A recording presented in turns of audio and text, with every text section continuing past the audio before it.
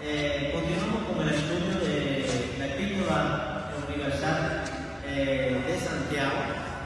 Decíamos algunos aspectos con relación a esta epístola, ¿no? Decíamos que para muchos comentaristas, eruditos, etc., la Epístola de Santiago fue una de las epístolas o una de las cartas o libros primeros escritos en el Nuevo Testamento.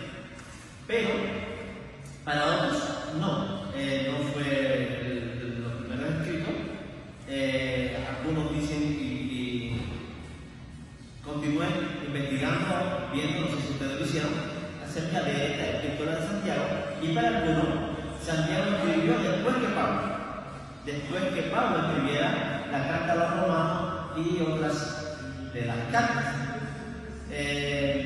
Pero bueno, no vamos en esta noche a volver atrás a ver estos detalles. Solo les solicitamos que investigue, busque acerca de la Epístola de Santiago, solo que la Epístola de Santiago no fue aceptada al principio dentro del canon.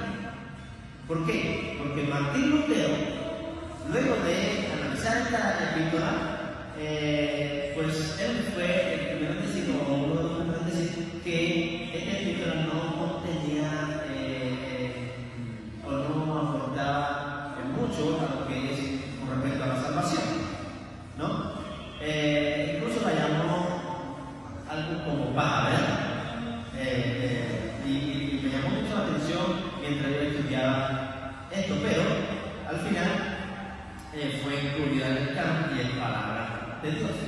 No sé si alguno investigó algo más, buscó algo más, le dejamos esto como tarea, pero si no lo estamos diciendo, pues necesitamos que sigan buscando, ¿no? Porque ahora bien, para algunos, la Epístola de Santiago contradice a la Epístola, o sea, a la carta de Pablo, sobre todo los romanos, la carta a los romanos. ¿Por qué? Santiago se enfoca más a la vida, a la ética, a la conducta del cristiano. Pero Pablo se enfoca un poco más a la fe, a la gracia, a la salvación, al regalo de Dios para con el hombre. Pero hay aparentemente una contradicción. Allí todo parece indicar que, para algunos dice que Santiago pues escribe para contrarrestar a la carta de Pablo, o sea, lo que Pablo dice, y algunos dicen que no, que Pablo es, ¿no? Pero no es momento para ver eso, sino más bien para ver qué es lo que nos comunica Dios por medio de la Escritura, por medio de las cartas a nuestra vida.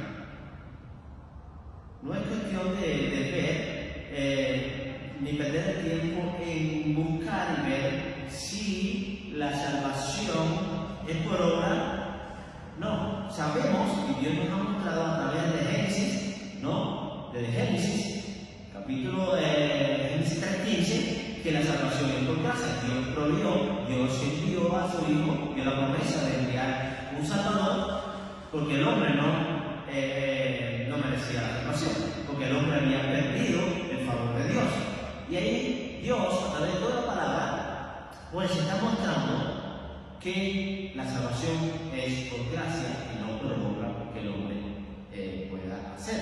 Santiago no está diciendo lo contrario. Santiago está diciendo que sí, la salvación es por gracia, por la fe es de Dios, pero que esta lleva como resultado el hacer obras. ¿Pero qué obras? Obras de justicia, obras de obediencia, obras que glorifican a Dios. Eso es lo que está hablando Santiago. Y tanto Santiago como Pablo desarrollan el tema de la fe y las obras, los dos.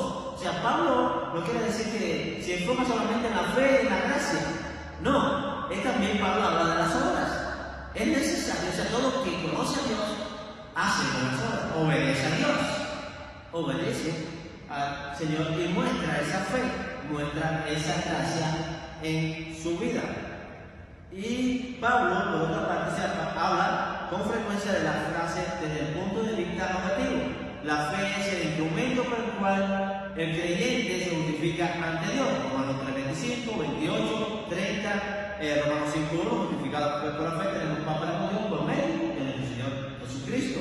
Gálatas 2:16 y Filipenses 3:9, entre otros textos. Santiago utiliza la palabra fe subjetivamente en el sentido de confianza en el Señor. En ese sentido, yo tengo confianza en Dios. Fe es confianza en que Dios me ha salvado, en que Dios me ha redimido, en que Dios me ha dado salvación. Esta fe activa le da al creyente perseverancia, certeza y salvación. Según el capítulo 1, verso 3, según el capítulo 2, verso 14, que estaremos viendo, y según el capítulo 15, verso 15. El capítulo 5, verso 15. La fe es la participación activa del creyente en la iglesia y en el mundo. Esa es la fe. O sea, la fe es activa, no es muerta. No, esta se deja ver, esta actúa en medio de la iglesia. Estas son nosotros, dice Santiago. Y la fe es el medio por el cual el creyente se apropia de los medios de Cristo, dice Pablo. A causa de estos medios, el hombre es justificado ante Dios. La justificación viene entonces como un don dado por Dios. ¿Para qué?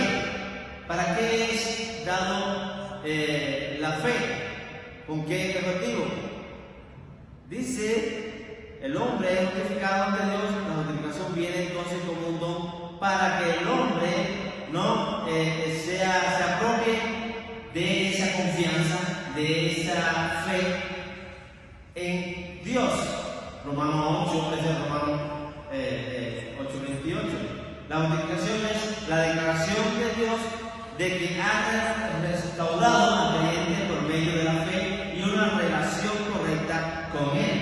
O sea que por medio de la fe yo confío, yo creo que he sido restaurado. Mi relación con Dios ha sido restaurada, pero a la vez esta fe me conduce a andar, a comportarme en esta relación con Dios. Una vida que agrada a Dios, una vida correcta, una vida entregada, una vida obediente. Y en su análisis de la fe y de las obras, Santiago parece escribir en forma independiente a la carta de Pablo a los romanos. Santiago enfoca el tema desde un punto de vista más teológico. En efecto, su enfoque es elemental, directo y centrado en las consecuencias, o sea, en el resultado, en las consecuencias. Si yo realmente tengo fe, ¿qué? Hago buenas obras. Si realmente yo he creído en Cristo como mi Salvador, si la fe está en mí, esto pues me lleva a qué? A hacer lo bueno, lo agradable ante Dios. De lo contrario, si esta fe, o sea, si no soy impulsado a hacer lo bueno, a hacer lo correcto, ¿qué pasa? No tengo fe. No he creído de verdad. No he creído en Dios como mi Salvador. No he sido realmente justificado. Y eso lo vamos a seguir viendo acá. Por ejemplo, en el capítulo 1 tenemos ante nosotros la prueba de la fe. Hemos podido apreciar que tenemos en los 3 primeros capítulos una verificación de la fe genuina. O sea, la fe es probada. Dios verifica en nosotros esa fe por medio de la prueba. Tema que el autor expuso en los primeros 12 versículos de este capítulo 1. Aún nos encontramos en esta sesión de este capítulo y esperamos completarla hoy. O sea, ¿qué hablamos en el encuentro anterior? ¿Qué fue lo que comunicamos o estudiamos en el capítulo 1, versos del 2 al 11? Que hoy vamos a ver algunas cosas interesantes aquí. Acerca de que Dios prueba nuestra fe. Hermanos, al que Dios ama, Dios prueba. Eso lo hablamos. Dios prueba nuestra fe. Por lo tanto, sienta mal si está siendo probado. ¿Por qué? Eso muestra de que tú tienes fe en Dios. Si tú no estás siendo probado, preocúpate. Porque entonces puedes caer en la duda de que no tienes fe. Es algo interesante que trata Santiago aquí. Habla del gozo en medio de las pruebas. Pero el gozo no es nuestro, sino en Cristo. Es en el Señor. ¿Por qué? Porque nos gozamos en Él. ¡Qué bueno! ¡Qué alegría! Y nos alegramos en Cristo que somos probados por diferentes pruebas. Diferentes. Dice que no prueba como Él se prueba el oro. O sea que a medida que tú has crecido, a medida que tú vas madurando, a medida que Dios te está llamando a servirle, más bien te va a probar. Más bien te va a probar. Pero para mal, no para bien. Para que maduremos más, para que seamos más afirmados en la fe, para que nuestra fe sea aún más fortalecida. Está hablando Santiago aquí en los versículos 2 y 3. Ahora bien, a partir del versículo 5, Santiago está diciendo algo. Está haciendo un llamado. Dice, y si alguno de vosotros tiene falta de sabiduría, pídela a Dios, el cual nos da abundantemente sin reproche, y le será dado. O sea, ¿de qué sabiduría está hablando? ¿De qué sabiduría? Sabiduría para entender las pruebas. Sabiduría para entender el por qué tenemos que nosotros pasar por diferentes pruebas. Y tenemos que pedirle a Dios sabiduría. Hoy precisamente hablaba de este tema en una visita. Él decía, tenemos que pedirle a Dios sabiduría para poder entender las pruebas que vienen a nuestra vida. Porque muchas veces tenemos falta de sabiduría. Y entonces eso provoca lo que sigue, ¿no? Lo que sigue. Cuando no tenemos sabiduría, la suficiente sabiduría para entender el porqué de las pruebas o de las cosas que nos suceden como hijos de Dios, entonces seremos inconstantes. Estaremos cayendo en duda. Y dice el versículo 6, pero pida, ¿de qué manera? Con fe. Pida con fe. No dudando nada, porque el que duda, ¿qué cosa es? ¿Es semejante a qué? ¿Qué dice el texto? A la onda del mar que es arrastrada por el viento y echada de una parte a otra. O sea, que lo compara ahora la fe de aquel que duda como las olas del mar. Las olas del mar son arrastradas por el viento, de aquí para allá, y no puede detenerse, no puede actuar. Así lo compara. Es inconstante en lo que hace. No prospera en lo que hace. No ve la bendición de Dios en las cosas que le están sucediendo. Ve los golpes, ve que está siendo arrastrado, pero sin sostenimiento. No ve la gracia de Dios, no ve la mano de Dios en medio del asunto. Dios no abandona a sus hijos.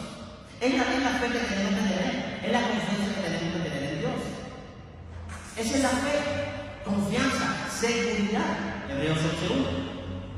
¿No? Entonces, ahí está desarrollando Santiago este tema de la prueba y la fe. La prueba y la fe. Dice el versículo 7, no piense, no voy a decir el 6, pida con fe, no dudamos nada, porque el que duda es semejante a las olas del mar, que es arrastrada por el viento y echada de una parte a otra. No piense, pues, quien tal haga, que recibirá cosa alguna del Señor. ¿Qué va a recibir? ¿Qué va a recibir? Aquel que duda, aquel que es inconstante, aquel que no tiene una fe segura en Dios, que es confianza. ¿Qué pasa? No piense que Dios le va a contestar.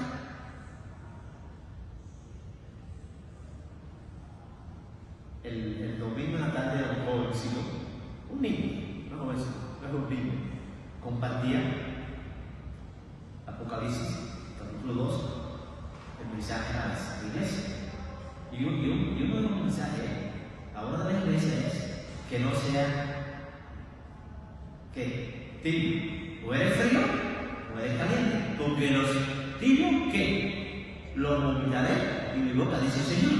Es esto, hermano, el inconstante no prospera, el inconstante no avanza, el inconstante constantemente está haciendo como las olas del mar. Cualquier viento de doctrina lo lleva para allá. Cualquier viento de doctrina lo lleva para allá.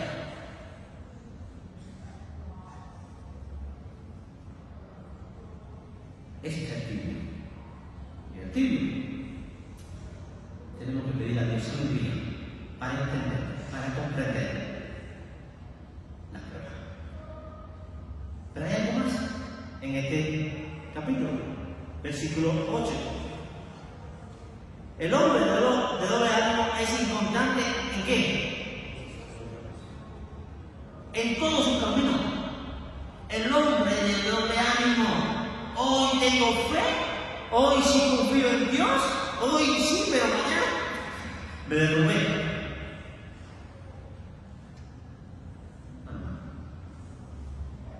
Dios nos llama a ser calientes. Está firme. El hombre que es de humilde condición gloríase en su exaltación, pero el que es rico en su humillación, porque él pasará como la flor de la hierba. Porque cuando sale el sol, el calor abrasador, la hierba se seca, la flor se cae y parece su hermosura, o sea, su hermosa apariencia. Así también se marchitará el rico en todas sus empresas. Ahorita leemos Isaías 40, versículo 6, o sea, Isaías 40, que habla acerca de esto, haciendo referencia, o sea, aquí hace referencia a lo que dice Isaías, capítulo 40, versos 6 y 7. Al final, hermano amado, el hombre es probado, o sea, la fe del hombre es probada. Y aquel que tiene una fe segura, firme, confiada en Dios, ¿qué va a pasar? ¿Qué va a pasar? Pero el que no tiene una fe segura, confiada en Dios, ¿qué va a pasar? Al final va a ser como esa planta que sí nació, pero al final perdió la hermosura. Deja de ser. Ahora vamos a continuar en esta noche y va a ser el tema que vamos a tratar. Voy a tratar de no entenderme. Es soportando las pruebas. Continuación, ¿por qué? Porque desde el capítulo, del versículo 2, Santiago está hablando de las pruebas. Las pruebas y la fe. Las pruebas y la fe. Ahora, ¿qué dice el versículo 2? Por favor, alguien lo lee. Dice: bienaventurado el varón que soporta la tentación, porque cuando haya resistido la prueba recibirá la corona de vida que Dios ha prometido a los que le aman. ¿Qué dice? Yo voy a leer la versión NBI. Muy bien, porque hay otras versiones que dicen soportando la prueba. Que resiste la tentación, porque al salir aprobado recibirá la corona de la vida que el Señor ha prometido a quienes lo aman. Muy bien. ¿Alguno tiene otras traducciones? Tengo la NB, la de Viviente. ¿Es la misma, no? No, esta ¿La es nueva versión? NBI. esta es la internacional. nueva traducción viviente. Muy bien. ¿Qué dice? Casi es lo mismo, dice: Dios bendice a los que soportan con paciencia las pruebas y las tentaciones, porque después de superarlas recibirán la corona de vida que Dios ha prometido a quienes lo aman. ¿Hay una traducción? O sea que aquí vemos, aquí en esta traducción de Reina Valera dice: bienaventurado, o sea, dichoso, feliz, el varón que soporta la tentación.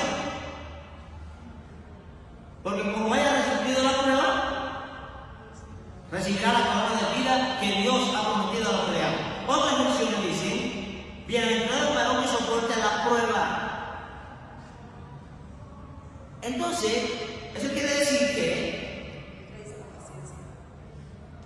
habla de la prueba, de soportar la prueba. Ahora, ¿qué entendemos por esto? Porque hay un texto en la Escritura que dice que Dios no tienta a nadie.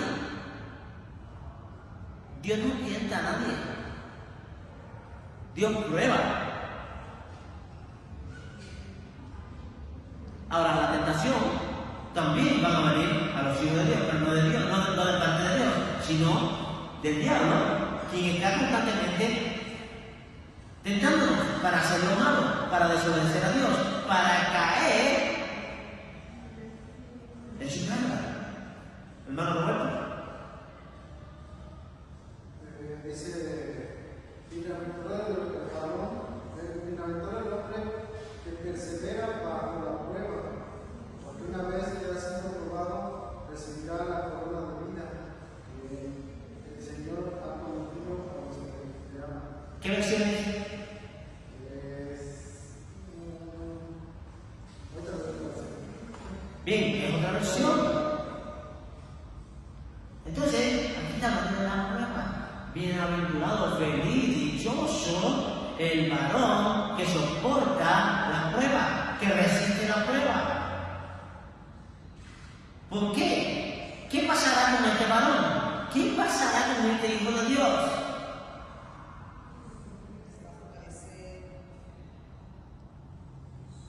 Recibirá la corona de vida. ¿Qué significa? Esto es algo muy importante. Hermanos, tenemos que entender, en primer lugar, tenemos que comprender que nosotros, los hijos de Dios, seremos probados. Vienen las pruebas, pero que las pruebas no vienen para destruirnos, para hacernos caer, para hacernos negar a Dios. No. Las pruebas que vienen a nuestra vida, ¿para qué son? ¿Para qué son? Para fortalecernos, para afirmarnos, para darnos más confianza en Dios. Por eso es que Dios constantemente nos manda pruebas. ¿Para qué? Para que nos volvamos a Él, para que nos sometamos a Él, para que le busquemos y le pidamos a Dios sabiduría para poder resistir la prueba. Es la Biblia de las Américas. La Biblia de las Américas. Muy bien. Una pregunta, pastor. Manda pruebas. Y si yo no resisto la prueba, Es que Dios no nos prueba más allá de lo que vamos a soportar. ¿mandé? Dios no nos prueba más allá de lo que vamos a soportar. Lo dice Él, no lo digo yo. Dios sabe hasta cuándo podemos soportar. ¿Qué pasó con Juan? Lo estudiamos anteriormente, ¿verdad? ¿Eh?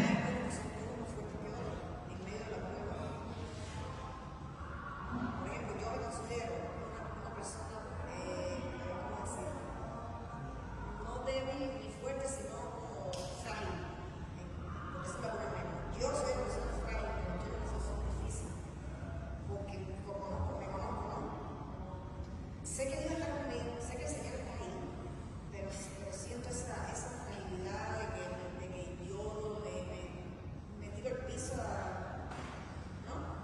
Hay otras personas que reaccionan diferente en medio de la prueba. Por eso está hablando, por eso dice el versículo 9 de este capítulo 1. El hermano que de humilde condición gloríase en su exaltación. Eso es humildad, Señor. Yo no puedo. Señor, yo no puedo soportar esto. Señor, ayúdame en mi incredulidad. Ayúdame, Señor, en mi falta de fe. Ayúdame, Señor. Esta es la humildad y será exaltado por eso. Ahora, una pregunta. ¿Qué diferencia hay entre la prueba y la tentación? ¿Qué diferencia hay entre la prueba y la tentación? Porque aquí está hablando de dos cosas. Porque a veces decimos, algo viene de Dios cuando no viene de Dios.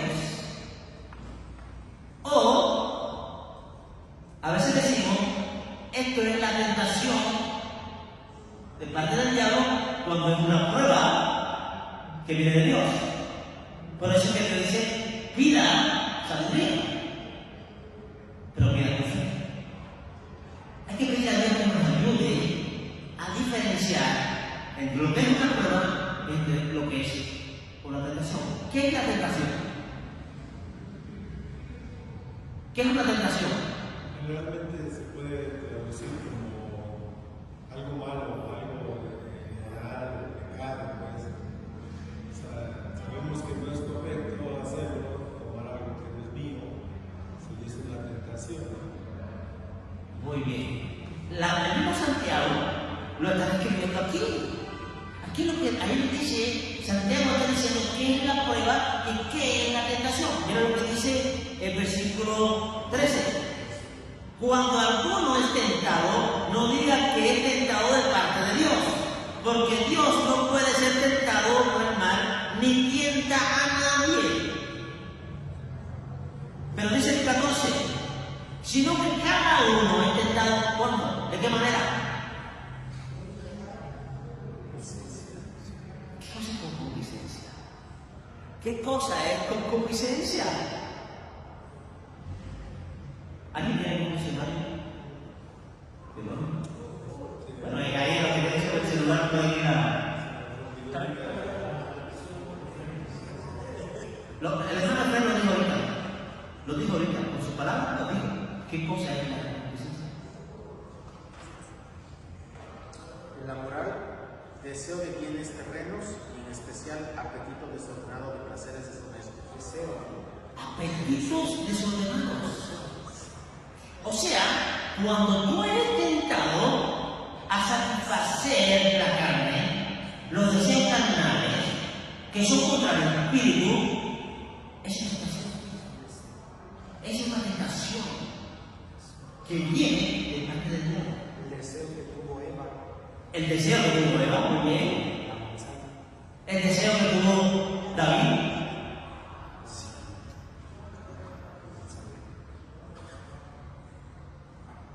Hermano, es importante pedir a Dios que nos ayude, que nos dé sabiduría para entender cuándo es una prueba y cuándo es una tentación. ¿De qué manera el diablo nos tenta? ¿Qué pasó con Jesús en el desierto? ¿De qué manera el diablo tentó a Jesús? Sabía que llevaba 8 días sin comer. Sí, pero ¿de qué manera? Tres maneras.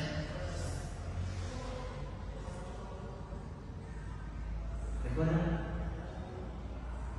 La manera que el Señor fue tentado por el diablo por Satanás.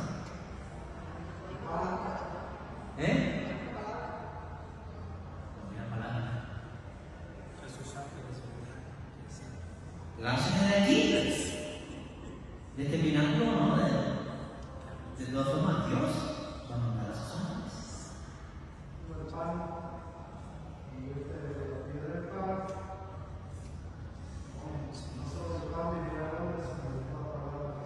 Muy bien. Todo esto te daré sin encontrar al Señor tu Dios, solo adorarás y a eso no servirás. Hermano, el diablo tienta usando la misma palabra de Dios a Eva y a Adán. ¿Sabe Dios que el día que coman de árbol o de este fruto serás igual a Dios?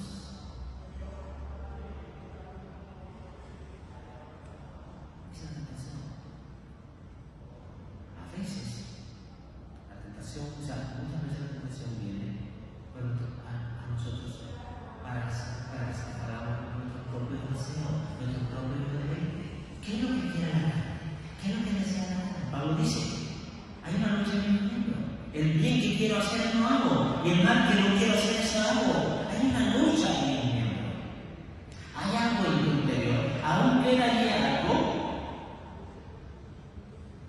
de la naturaleza vieja, del hombre pecador, queda.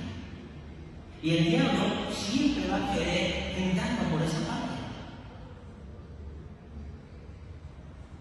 Para que nosotros hagamos nuestro deber en nuestra carne.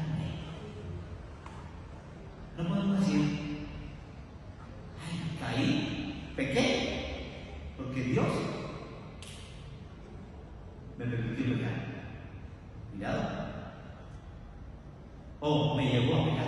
No, cuidado. Mucha gente se le dice a Dios que va a sacar lo que le dé. ¿No?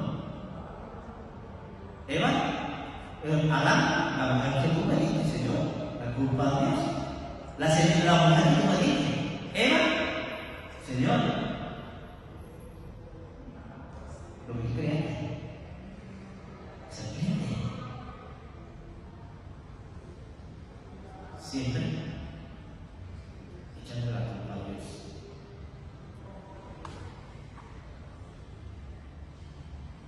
Y es importante que nosotros reflexionemos, que meditemos, pero más que eso, que le pidamos a Dios sabiduría para vivir una vida de fe, una vida de confianza en Él, de seguridad en Él. ¿Para qué? Para soportar tanto la prueba como la tentación. La prueba viene de Dios, pero la tentación viene de Dios.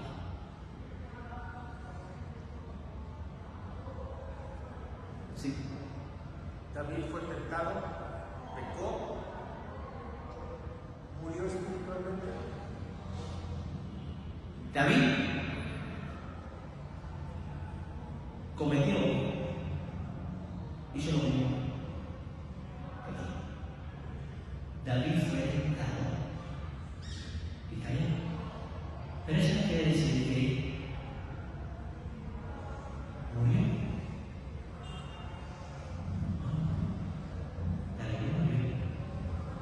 David tuvo consecuencia por su pecado.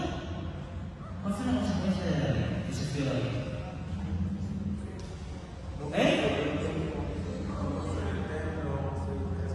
El hijo murió. El hijo murió. ¿Y qué? No tuvo la bendición de construir el templo. Ahora, su familia, la historia de David. Pero David, por fe, se humilló. Ahí está el versículo 9 del capítulo 1. El que se humilla será exaltado. David se humilló, Salmo 51. Confesé mis transgresiones. Y es lo que quiere Dios. Sí podemos caer. No quiere decir que no vamos a ser tentados. Vamos a ser tentados constantemente. Y en algún momento podemos caer. Pero hay que pedirle a Dios sabiduría para humillarnos, confesar nuestro pecado. Si confesamos nuestro pecado, Él es fiel y justo para perdonar nuestro pecado y limpiarnos de toda nuestra maldad. Pero es con humildad, con fe, reconociendo mi pecado, reconociendo de que fallé, que sería la tentación, que sería los deseos de la carne. Pero lo hizo David. Ojalá cada uno de nosotros haga lo mismo. Porque fallamos. Sí, hermano. Perdón, pastor. Nada más, mejor me voy a adelantar un poco. Sí. Y aquí dice: Jesús le dijo: de cierto te digo que esta noche antes que el gallo cante, me negarás 3 veces. La pregunta, pastor, es: ¿tentación o prueba? Miren, ese no es un nombre. Dios conoce, el Señor conoce nuestra vida. El Señor conoce todo en nosotros. ¿Sabe cuándo vamos a fallar? Lo sabe. Él conoce todas las cosas. ¿A dónde me iré a invertir? ¿A dónde iré? En tu presencia. Si hubiera acá, yo no puedo ocultar nada de Dios. Dios conoce la realidad de nuestra vida. Dios conoce todo en nosotros. No conoce solamente el presente, conoce el futuro, o sea, el pasado, pero conoce también el futuro. El Señor conocía a Pedro. ¿Qué pasaba con Pedro? Pedro había dicho: Señor, si me es preciso por ello, yo no moriré. Pero en un momento se vanaglorió. Pedro en algún momento se exaltó. Y Dios le dijo: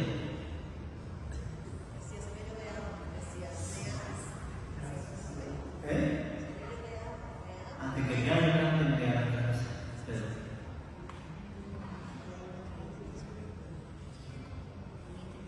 Pedro no fue tentado por el Señor. Pedro fue tentado por el diablo. Tentado por el diablo. ¿Qué fue lo que puso el diablo en su mente? Temor, miedo. No, yo no soy hijo de ellos. No. Temor, la fe.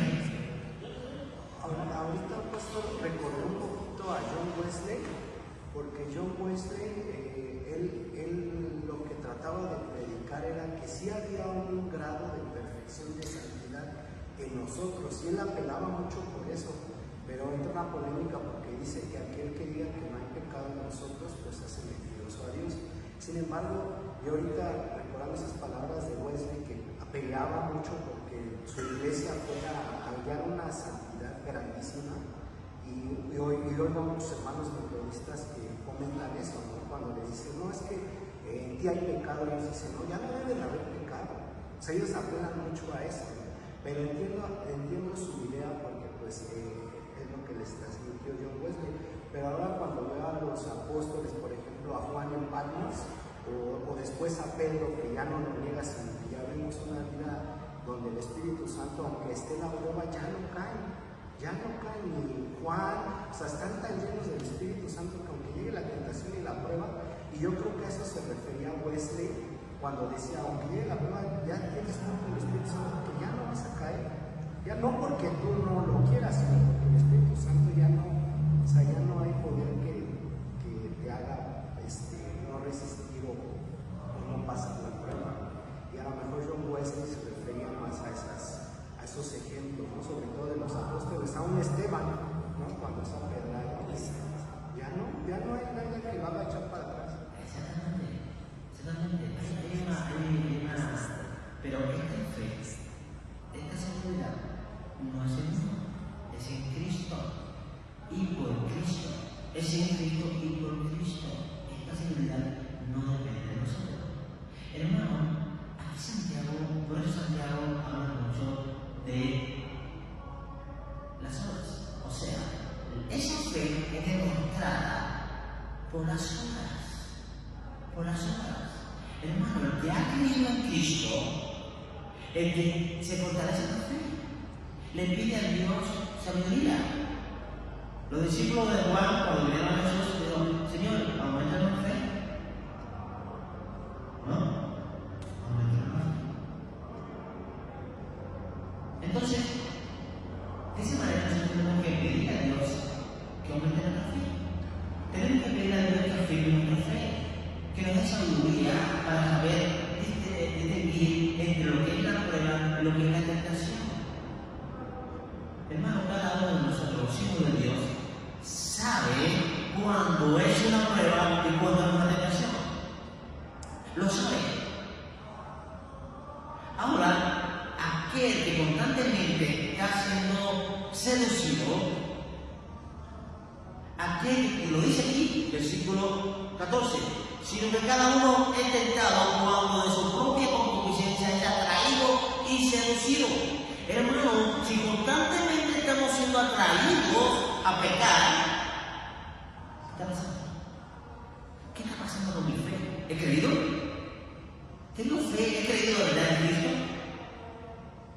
Es la pregunta que tenemos que hacernos. Hermano, dice el versículo 15, entonces la concupiscencia, después que haya concebido, da a luz el pecado, y el pecado siendo consumado, ¿qué?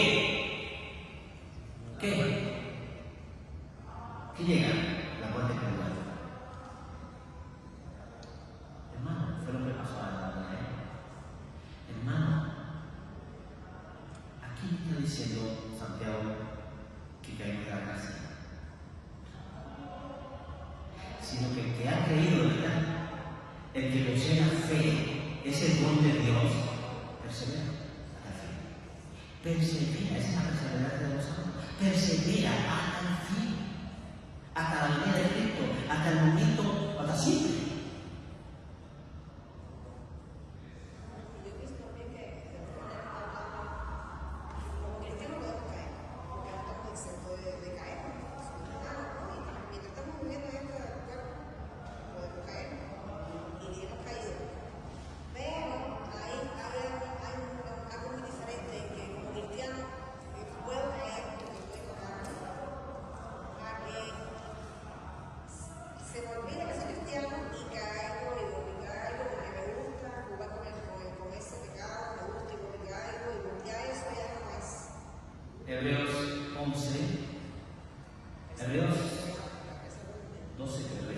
que dice, los que fueron un día iluminados, los que un día fueron iluminados, y recaer, ¿qué? Es difícil. ¿Por qué? Puede haber uno que haya sido iluminado por la palabra, que la palabra le cautivó, le atrajo, y dice, sí, creo que hay Dios, pero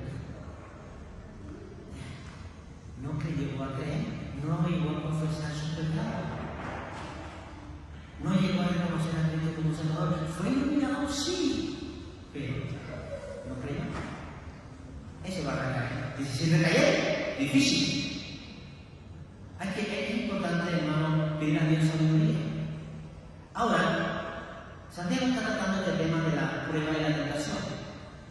Y tenemos que pedir a Dios sabiduría para poder saber y entender de dónde viene la prueba y de dónde viene la tentación. Dice el versículo 17, toda buena dádiva, ¿qué cosa? ¿Qué cosa es dádiva? Todo regalo, todo don, dice, perfecto, desciende de dónde? De lo alto, del Padre de las luces, en el cual no hay mudanza ni sombra de variación. O sea, hermano, ¿qué significa este versículo? ¿Qué nos está comunicando Dios en este versículo? O a través de este versículo. Lo bueno viene de Dios. Dios te dice, hijo mío, apártate de mí. Y es mío. Hijo mío, no hagas esto. Al contrario, haz lo bueno y vivirás. Todo lo perfecto, esa fe que viene de Dios, que nada de Dios nos mueve, nos impulsa a creer en Dios, a creer que las cosas buenas vienen de Él. Todo lo que venga a ti, que es bueno, recíbelo. Pero lo que no venga de Él, que es malo, eso es fuera. Por eso el Señor dice, resiste, huye.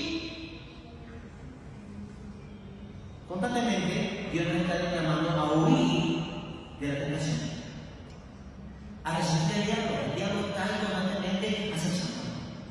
Constantemente Él no duerme. Pero nosotros tenemos que pedir a sabiduría de Dios para entender y comprender y diferenciar entre lo que es bueno y lo que es malo, en lo que viene de Dios y lo que no viene de Dios. La carne es débil, la carne es débil. Hermano, ahorita me acordaba de una prueba que Dios le da a Abraham con Isaac. Esa podría ser una prueba, pero nosotros como espectadores, yo creo que estando ahí, yo diría, esa es una tentación. Y entonces ahí es donde debe de tener una sabiduría para saber, porque yo diría, vas a matar a tu hijo, o sea, pues si supiéramos en ese momento, no estuviéramos todo el contexto, sino nada más una parte, yo diría, oye, vas a matar a tu hijo, eso está mal, ¿no? Pero aquí es donde debemos de saber escuchar y ver que viene de Dios, ¿no? Y eso es lo que tuvo Abraham que discernió perfectamente que venía de Dios esa prueba, porque era una prueba muy difícil. Oye, ahora, ¿en qué consistió la fe de Abraham? ¿Por qué Abraham obedeció a Dios y fue a sacrificar a su hijo? ¿Por qué lo hizo? ¿Por qué? ¿Fe en qué? ¿Fe en qué?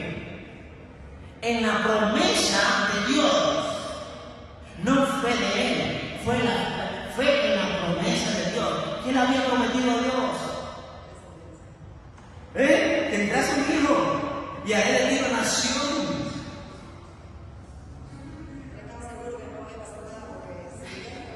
Exactamente. Él sabía que era una prueba de Dios. Incluso cuando los demás dijeron, espérenlo aquí que nosotros vamos a adorar y regresar. regresaremos. Dijo, no voy a regresaremos. Interesante. ¿Algo de que decir el hermano Frey? ¿Sí? Sí, regresándome un poquito, también en Efesios nos habla sobre dejar la vida anterior y una nueva. Pues generalmente yo escucho noticias en la mañana y me ha llamado mucho la atención de cómo analizo por qué una persona que era normal, digamos, su forma de vivir, se ha convertido en un delincuente, en un asesino, en un secuestrador, en todo eso, ¿no? Y escuchamos todos los días que pasó esto, robo, muertes, y ya como si nada sacan el arma y matan, ¿no? Y aquí estoy leyendo un comentario sobre Gálatas, o Efesios, perdón, y dice el proceso del pecado, que es lo que habla Santiago, el proceso del pecado se puede seguir fácilmente. Ninguna persona se convierte en un gran pecador de pronto. En un principio mira el pecado con horror. Cuando peca, se le llena el corazón de remordimiento. Pero si continúa pecando, llega un momento en que pierde toda sensibilidad y puede hacer las cosas más vergonzosas sin ningún sentimiento de vergüenza. Se le ha cauterizado la conciencia. Ya no le importa nada. Y tomando un poquito los casos que ahorita mencionaban los hermanos, que si uno es tentado y peca y cae, ¿qué va a pasar? Aquí solamente en la voluntad de Dios. Un ejemplo sencillo, entra un joven a su vida laboral, se topa con compañeros que les gusta tomar, que se lo jalan, y a lo mejor por un tiempo anda con ellos, ¿no? Pero si Dios ha escogido a esta persona, va a llegar el momento en que diga ya, esto no es para mí, y llega la etapa del arrepentimiento, del perdón y todo eso. En otro caso es cuando de repente, pues ya, de hebreos, ya se pierde totalmente y está condenado a la muerte eterna. Muy bien, gracias. Esta es la historia de la universidad, el hijo pródigo, es un ejemplo vivo. Es un ejemplo vivo de lo que dice el hermano Efraín. Ahora, hermanos, no podemos echarle la culpa a Dios de nuestros pecados. No podemos echarle la culpa a Dios de nuestra debilidad y de nuestra falta de fe. Dios constantemente nos está llamando a venir a Él y pedirle sabiduría. Y pedirle que nos ayude en nuestra incredulidad, que aumente nuestra fe.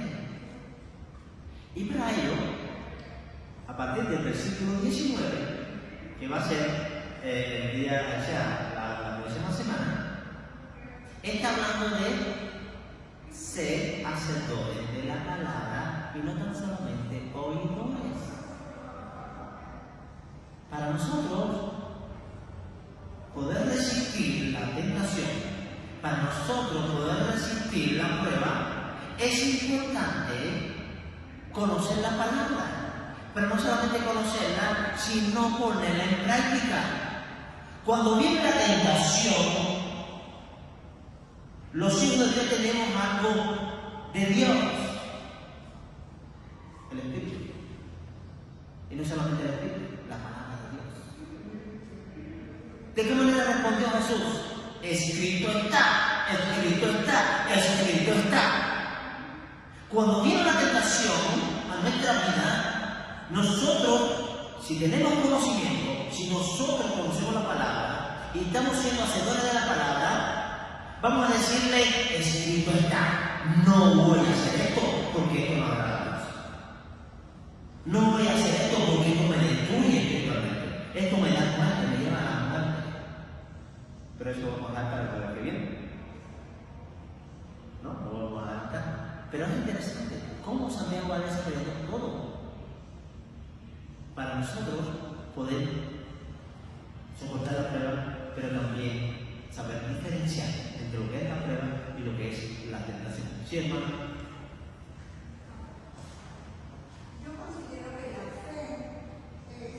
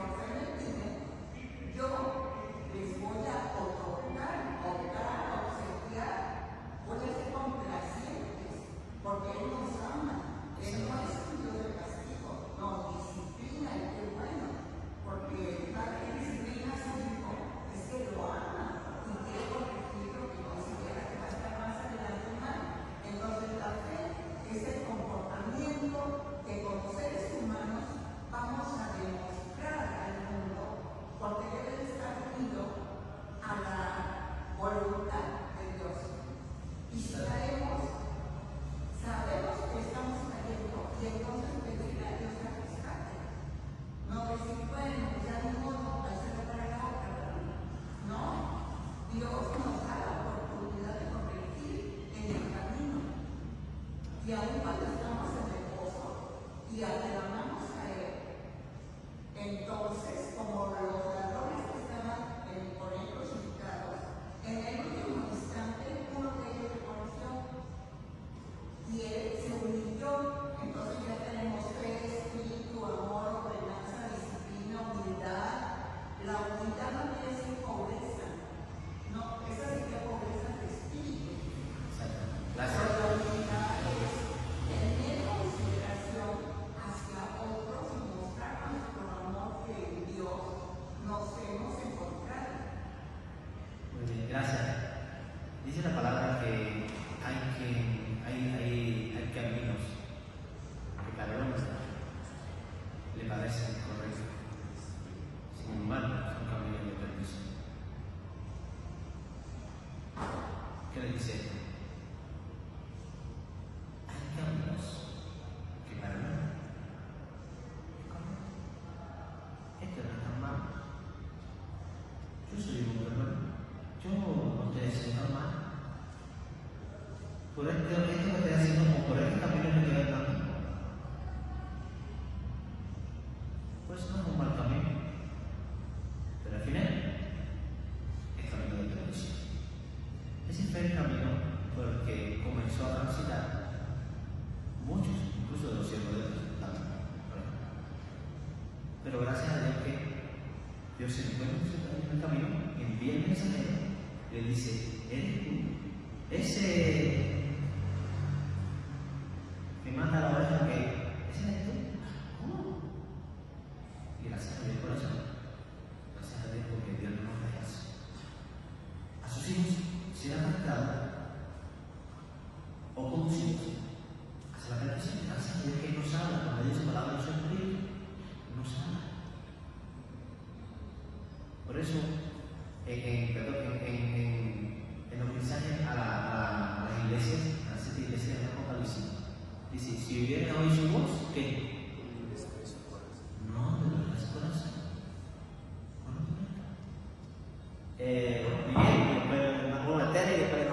Rápido, hermano. Ahora sí. Una alarma que nosotros podemos tener de cuando viene de nuestra propia concupiscencia es lo que dice Gálatas, que la voy a leer en la Nueva Traducción Viviente, cuando dice que cosas que vienen de nuestra concupiscencia, dice, cuando ustedes siguen los deseos de la naturaleza pecaminosa, los resultados son más que claros: inmoralidad sexual, impureza, pasiones sexuales, idolatría, hechicería, hostilidad, peleas, celos, arrebatos de furia, ambición egoísta, discordias, divisiones, envidias, borracheras, fiestas desenfrenadas y otros pecados parecidos. Permítanme repetirles lo que les dije antes: cualquiera que lleve esa clase de vida no heredará el reino de Dios. En la Reina Valera dice el que practica. Entonces ahorita dice, podemos caer, tal vez Dios no lo quiera, ¿verdad? Pero el que está constantemente practicando, pues ya también dice. ¿Qué quiere de Dios?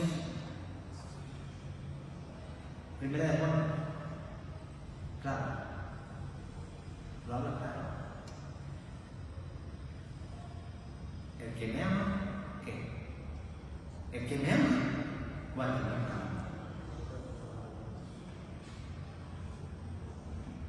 ¿Cuáles son los mandamientos de Dios?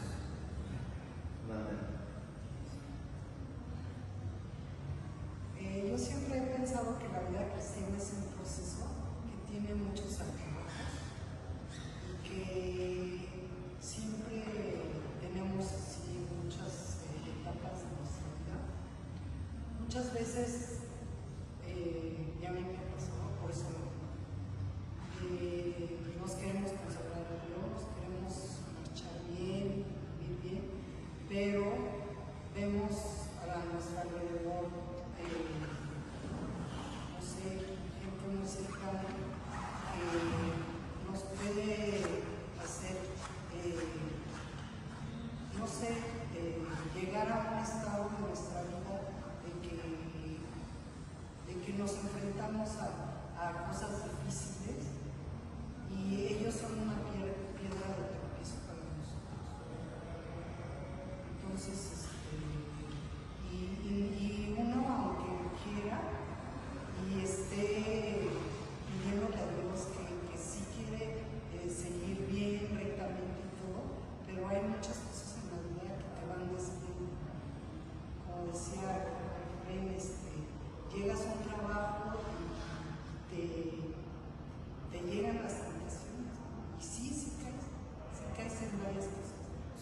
dice que si Por se ejemplo, cuando yo estaba en el hospital, yo estuve muy grave en el hospital, esperando a mi médico, y yo sentí que ya se me perdió toda la fe. Y yo le dije a mi familia, a Efraín, a mis papás, yo no tenía fe. O sea, yo era cristiana y se me fue la fe porque yo tenía un dolor muy grande. Ya después me auxiliaron, me hablaron, oraron por mí y ya recuperé muy bien la fe y ya pude enfrentar todo eso que yo tenía de perder mi vida, de perder la vida de mi hijo. Estaba en todo, estaba en fuego, todo eso. Entonces, sí es difícil porque muchas veces las circunstancias, la misma familia, todo te va poniendo obstáculos, ¿no? Entonces, sí es difícil llevar una vida 100% correcta y siempre... Mira, hay una cosa, el salmista decía, miserable de mí, que me librado de este cuerpo de muerte, ¿no? El salmista decía, miserable de mí, ¿quién me librará de este cuerpo de muerte? Gracias sean dadas a Dios por Jesucristo. Gracias sean dadas a Dios. Dios es el que puede ayudar. Por eso, tenemos que pedir a Dios que nos ayude. Pide sabiduría, pide entendimiento para poder diferenciar, para poder resistir la prueba, para poder soportar la prueba, para poder resistir la tentación. No podemos ser inconstantes. O sea, el inconstante no prospera en su camino, en su vida espiritual siempre va a estar en el piso, su vida espiritual va a estar siempre mal. Por eso es que Efesios capítulo 6 dice, tomen toda la armadura de Dios. ¿Para qué? Para que puedan resistir el día malo, para que puedan resistir la tentación, para que puedan resistir al diablo, porque nuestra lucha no es contra carne y sangre, sino contra la vuelta de maldad. Y ella toda la armadura a la casa, la parte de la armadura. No podemos tomar solamente el tiempo de la salvación, hay que tomar la espada del Espíritu.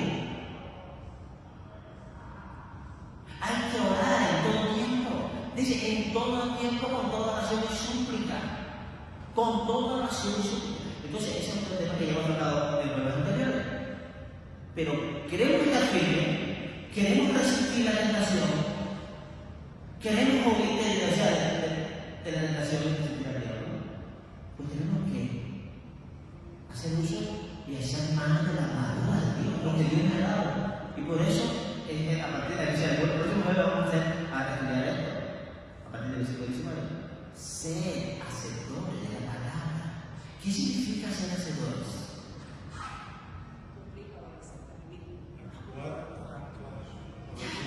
Eso es lo que necesitamos hacer. No solamente escuchar, no solamente alimentar. Por ahí algunos que dicen que la ley de la Biblia no se puede veces al año. Pues bueno, felicidades. Pero no es veces para leer, sino que sepamos aplicar la ley. Eso es lo que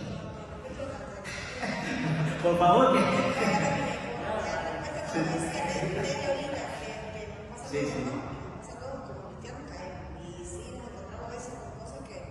Pero yo siempre he dicho, una de las cosas que a veces me pasa muchísimo es que Dios conoce nuestro corazón. Dios sabe que en nuestro interior, como decía, hay una lucha. Y que sí, los cristianos podemos caer, como decía, no estamos exentos de caer. Pero Dios conoce mi corazón y estoy luchando contra eso. Y me levanto y no quiero volver a caer. Me arrepiento y Dios conoce mi corazón. Y eso a mí me pasa mucho. Yo podré engañar, yo podré